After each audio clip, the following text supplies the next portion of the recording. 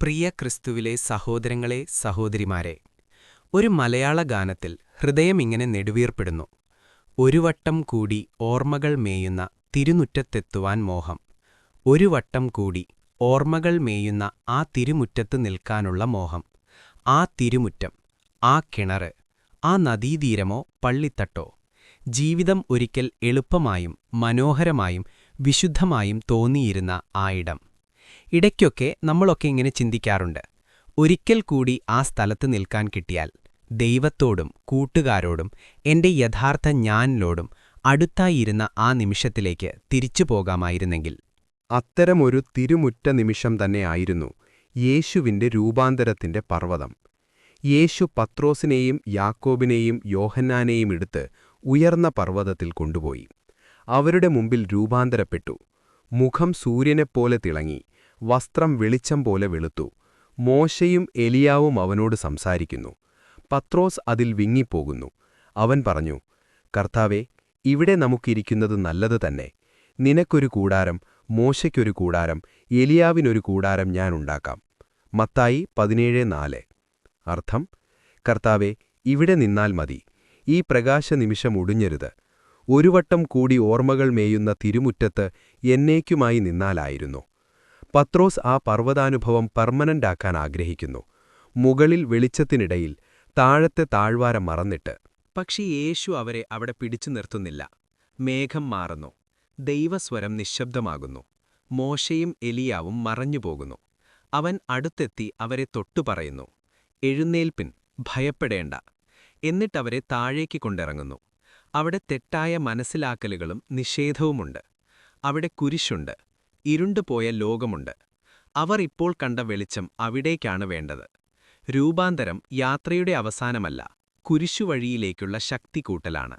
നൂറ്റാണ്ടുകൾ കഴിഞ്ഞ് മറ്റൊരു യേശുദാസൻ പർവ്വതത്തിന്റെ ഭാഷ തന്നെ ഉപയോഗിച്ചു. മരണത്തിന് മുൻദിവസം മെംഫിസിൽ മാർട്ടിൻ ലൂതർ കിംഗ് ജൂനിയർ ഇങ്ങനെ പറഞ്ഞു, he's allowed me to go up to the mountain, and I have looked over and I have seen the promised land.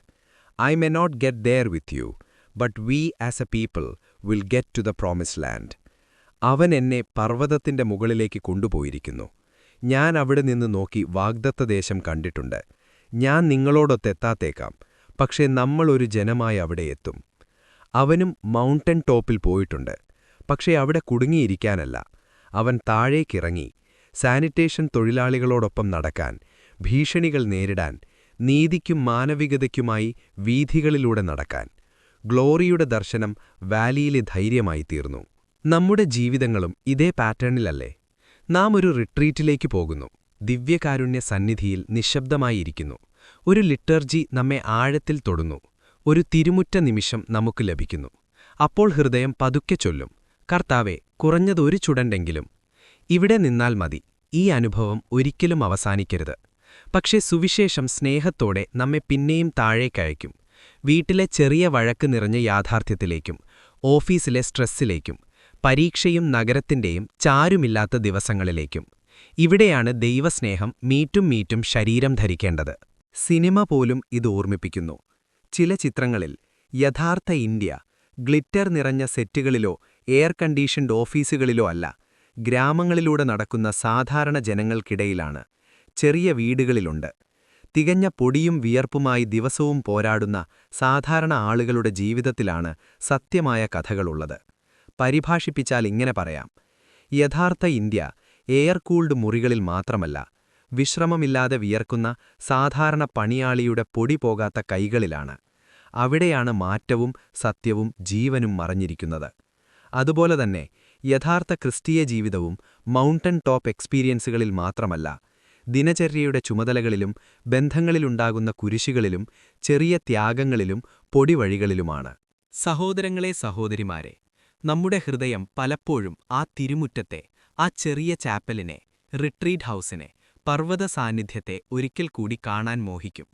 ഈ മോഹം തെറ്റല്ല, അതൊരു ദാനമാണ്. പക്ഷേ കർത്താവ് ഈ മോഹത്തെക്കുറിച്ച് നമ്മോട് ചോദിക്കുന്നത് ഒരു ചുവടുകൂടിയാണ്. അവൻ പറയുന്നതുപോലെ, നീ ആ മോഹം പർവ്വതത്തിൽ വെച്ചു വിടരുത്.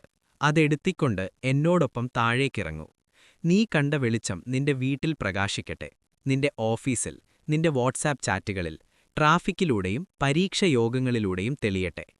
രൂപാന്തരം യാത്രയുടെ ഫുൾ സ്റ്റോപ്പ് അല്ല, കൽവറിയിലേക്കുള്ള വഴിയിൽ വെളിച്ചം കിട്ടാനുള്ള കോമ മാത്രമാണ്.